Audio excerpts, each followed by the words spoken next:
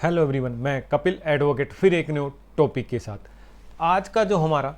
Topic रहेगा वो है स्टे ऑफ सूट, जो कि सेक्शन 10 में डिफाइन किया गया है, जिसे हम रेस सब जुडिस भी कहते हैं। अकॉर्डिंग टू दिस सेक्शन, इस सेक्शन में ये डिफाइन किया गया है कि सिविल कोर्ट किस सूट पर स्टे कर सकती है, कि किस सूट में ट्रायल प्रोसीड नहीं कर सकती, कि किस सूट में ट्रायल नहीं कर सकती जब उसके सामने सूट फाइल किया जाएगा या इंस्टीट्यूट किया जाएगा according to section 26 of CPC. इस सेक्शन में ये डिफाइन किया गया है कि कोई भी सूट, सिविल सूट है किसी भी कोर्ट में,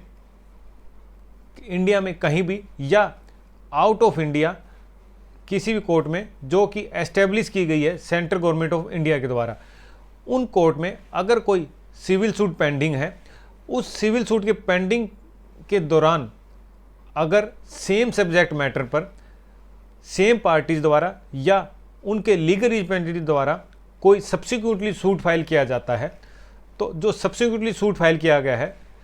उस सूट में जो सिविल कोर्ट है वो उस पर स्टे कर देगी, उस सिविल सूट में ट्रायल के नहीं करेगी, कि उस सूट के फाइल होने के बाद में जो भी ट्रायल से रिलेटेड प्रोसीडिंग है वो नहीं करेगी। इस कंडीशन को फुलफिल करने के लिए, स्टे ऑफ सूट के लिए जो कंडीशन है वो ये है कि ऑलरेडी कोई सूट पेंडिंग होना चाहिए, उसी सब्जेक्ट मैटर पे जो प्रीवियसली सूट पहले से सूट फाइल किया गया है उसमें जो सब्जेक्ट मैटर है, चाहे डायरेक्टली चाहे सब्सटेंशियली, वो सेकंड सूट में सेम होनी चाहिए। जो पार्टीज है, प्लेंटिफ या डिफेंडेंट या रिप्रेजेंटेटिव है उनके, वो सेम होने चाहिए। तो उस स्टेज पर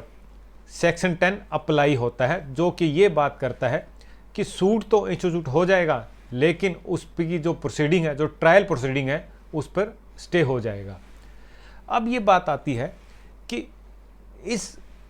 सेक्शन 10 का जो पर्पज है वो ये है कि सेम सब्जेक्ट मैटर पर सेम पार्टीज के बीच में कोई दो कॉन्ट्राडिक्ट डिसीजन ना आ जाए, इसलिए जो सब्सिक्वेंटली सूट है वो स्टे करना ज़रूरी है। कि कहीं पर फर्स्ट सूट है, अगर कोई जो दो सूट पैरेलल चलते हैं, अगर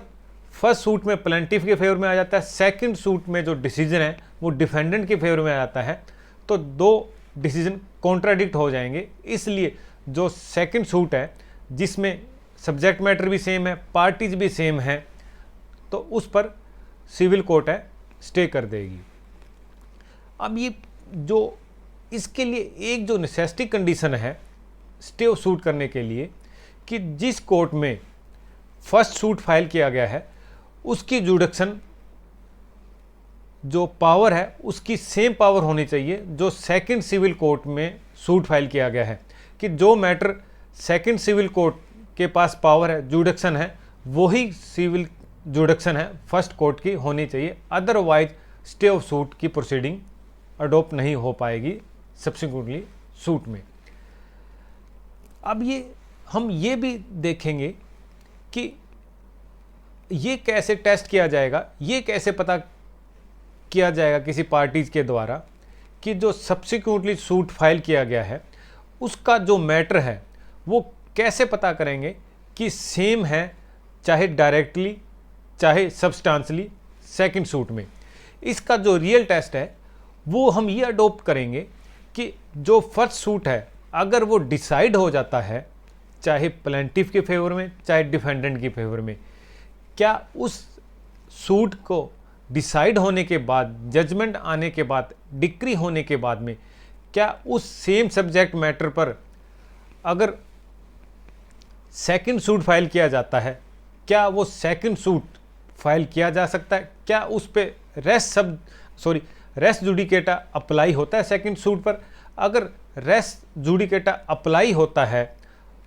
सेकंड सूट पर, तो हम ये मानेंगे कि उस पर section 10 stay of suit res sub judice भी अप्लाई होगा। इस बेस पर सिविल कोर्ट जो सेकंड सूट है, जो सब्सिक्वेंटली सूट फाइल किया गया है, उस पर स्टे कर देगी ट्रायल के लिए। तो हम ये कह सकते हैं कि जो रियल टेस्ट है वो हम ये अडोप्ट करेंगे, क्या सेकंड सूट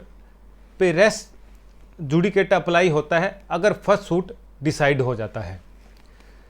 सेक्शन 10 में जो एक्सप्लेनेशन है वो ये कहता है कि अगर कोई सिविल सूट है जो फॉरेन कोर्ट में पेंडिंग है तो वो प्रिक्लूड नहीं कर सकती, वो बार नहीं करती, उस जो सेक्शन 10 है वो अप्लाई नहीं होता अगर सब्सिक्वेंटली कोई जो सूट है सेम मैटर पर सेम पार्टीज के द्वारा इंडिया में फाइल होता है, इंस्टीट्यूट होता है। तो हम ये कह सकते हैं कि अगर फॉरेन सूट में कोई सूट पेंडिंग है और अगर इंडिया में उसी सब्जेक्ट मैटर पर सेम पार्टीज के द्वारा सूट फाइल किया जाता है, इंस्टीट्यूट किया जाता है, तो उस पर सेक्शन 10 अप्लाई नहीं होता। तो आज का जो हमारा ये टॉपिक था सेक्शन 10 स्टे ऑफ सूट, जैसे मैंने आपको ऑलरेडी डिफाइन किया कि सेक्शन 10 के लिए फर्स्ट सूट पेंडिंग होना चाहिए किसी भी सिविल कोर्ट में, इंडिया के किसी भी स्टेट में, कहीं पर भी किसी भी सिविल कोर्ट में। सेकंड,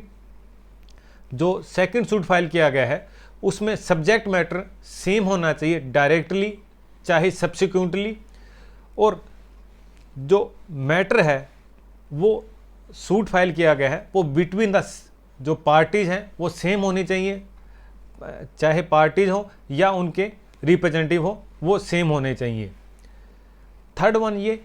कि जो मैटर है वो सेम होना चाहिए।